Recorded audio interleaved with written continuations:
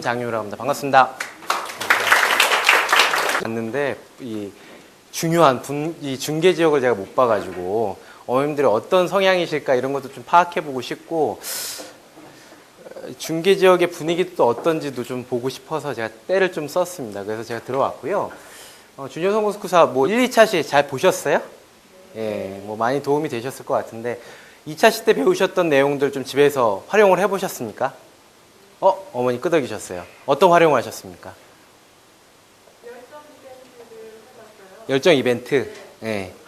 바풀 실험들 안 해보셨어요? 바풀 실험하면은 집에 짜증이 사라지기 시작합니다. 왜? 짜증 날 때 그 바풀로 가서 짜증을 퍼붓기 시작하거든요. 직접 해보십시오. 왜냐하면 그게 굉장히 중요한 체험이고요. 그 다음 실제로 가정이 조금씩 변화되는 모습들을 가장 빨리 보실 수 있는 액티비티 중에 하나입니다. 아시겠죠?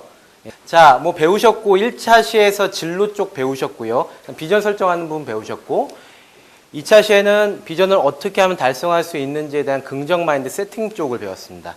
오늘 배울 건 이제 리더십 파트입니다. 뭐 리더십 파트 되게 어려운 것 같지만 사실은 굉장히 쉬워서 그리고 다양한 액티비티들이 많이 준비가 되어 있습니다. 실제로 활용하실 수 있는. 그래서 오늘은 이 두 가지에 대해서, 이 리더십에 대해서 배울 수 있도록 하겠습니다. 뭐 지난 시간에 배우셨던 거 해보셨어요? 아직 다 안 끄덕이시는군요. 예, 많이들 하십시오. 공짜인데, 그쵸? 열심히 하시길 바라고요. 그 다음 열정 이벤트 쓰신 분들, 뭐 쓰신 분들도 있고 안 쓰신 분들도 있으실 텐데 어머니들 자제분들한테 자기주도 학습하라고 하시지 않습니까? 자기주도 학습의 첫 번째 법칙은 복습입니다. 어머님들이 복습 안 하시면 자제분들 안 따라합니다. 그러니까 어머님들께서 배우신 내용들은 바로바로 활용하시고요. 게다가 지금 배운 내용 우리가 교과 내용이 아니지 않습니까? 그쵸? 이거는 한번 듣고선 까먹어 버리면 그냥 망각의 상태로 가버리는 겁니다.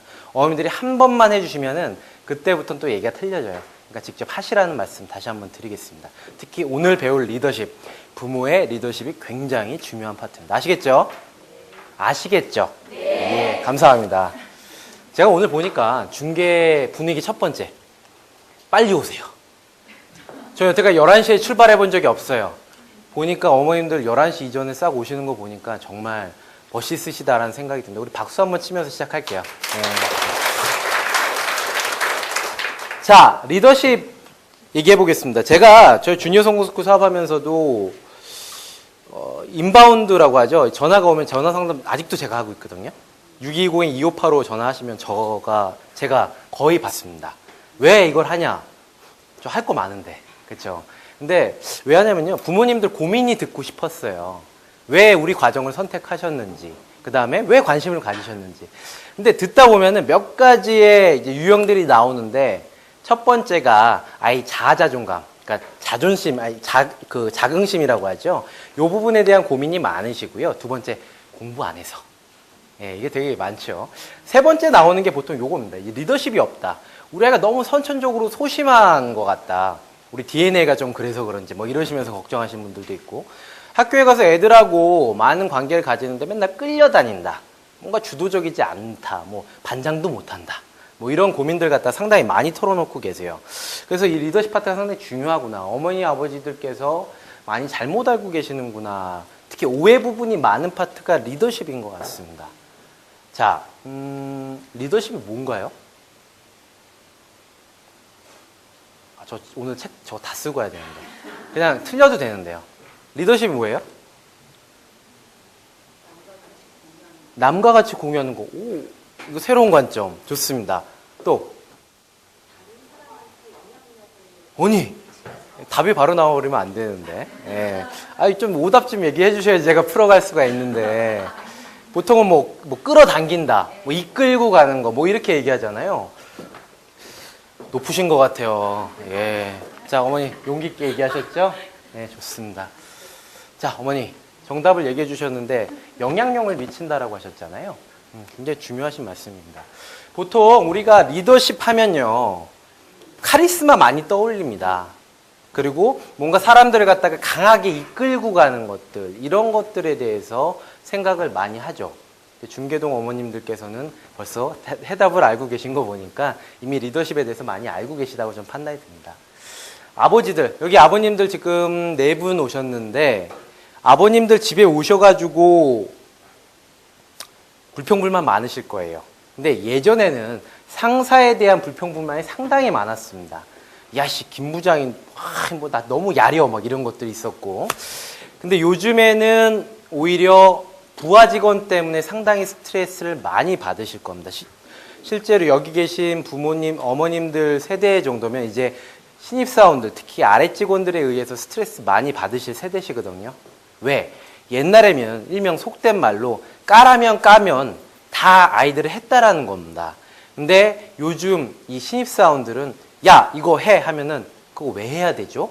이렇게 반문하기 시작하고 굉장히 따지기 좋아하고, 아니 과장님, 부장님은 안 그러시는데 왜 나한테만 그거 하라고 하십니까? 이렇게 얘기도 하고요.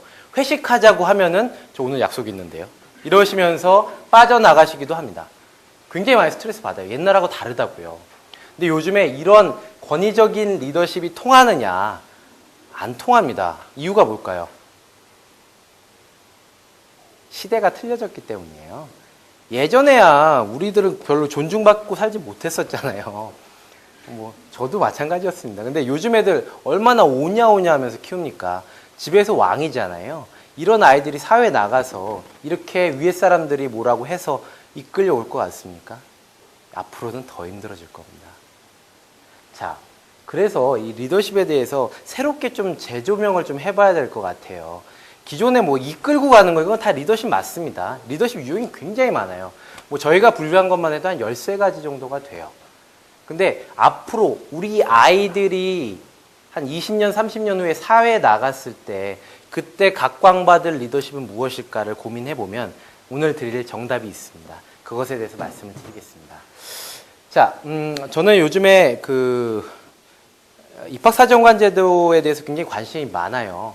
그래서 뭐 다행히 보고 있는데, 얼마 전에 모대학교, 뭐 S대학교라고 말씀드리겠습니다. 모대학교 그 리더십 전형이 있어요.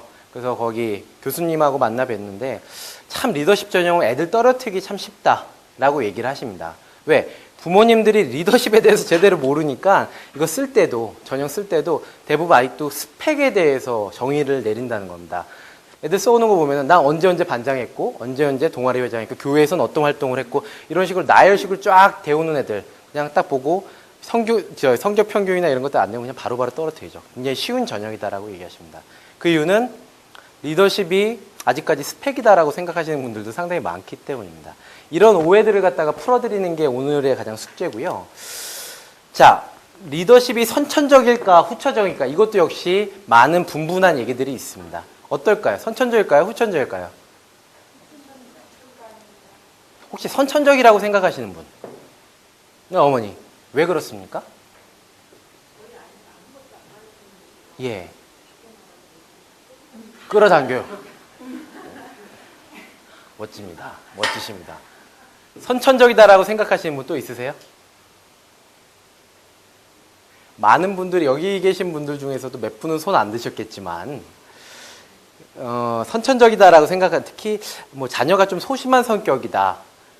근데 우리 부모들이 좀 소심해서 이게 또 DNA로 물려진 게 아닌가, 이런 생각을 갖고 계신 분들이 개 중에는 있으실 겁니다. 다행인 거는 리더십은 이 세상의 교육 중에서요, 그러니까 성인 대상 교육이라고 봤을 때 가장 많은 교육이 리더십 교육입니다. 그걸 왜 그럴까요? 보면은 리더십은 뭔가 후천적으로 만들어질 수 있다라는 것 때문이겠죠. 옛날에 제가 빨리 보여드렸네요.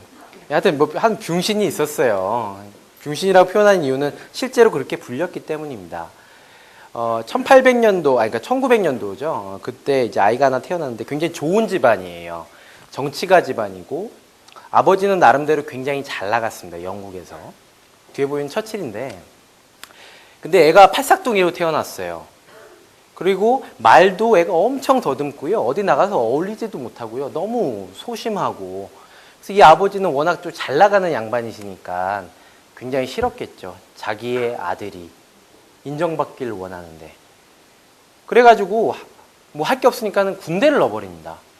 그래서 군사학교에 넣어버리니까 그때부터 얘가, 군대는 아시겠지만 리더십의 총화예요. 그래서 그 리더십에 대해서 공부하면 된다라는 걸 그때부터 알기 시작하고요. 하루에 8시간씩 공부하기 시작합니다. 리더십에 관련된 것들. 그러더니만 몇십 년 후에 이 아이는 세계 최고의 연설가이자 문학가이자 그 다음에 2차 세계대전에서 영국을 구하는 그 구세주가 됐잖아요. 그게 윈스턴 처칠이에요. 그리고 또 한 명의 병신이 있었습니다. 누군지 아세요? 아버님들이 더 잘 아실 것 같은데. 잭 웰치. 사진이 좀 흐릿한가요? 이 양반도 마찬가지였어요. 지금이야 잭 웰치의 CEO 리더십이 많이 공격을 받지만 2000년도 초반까지만 해도 이 사람의 리더십이 세계 최고였습니다. 그렇게 인정을 받았었죠.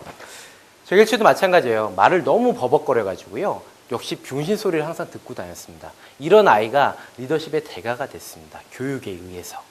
그래서 다행인 거는 리더십이라는 거는 후천성을 띠고 있다. 그리고 교육에 의해서 이루어질 수 있다라는 게 굉장히 중요한 포인트입니다. 지금 조금 더운데 에어컨 좀 더 끌어주실 수 있죠? 네.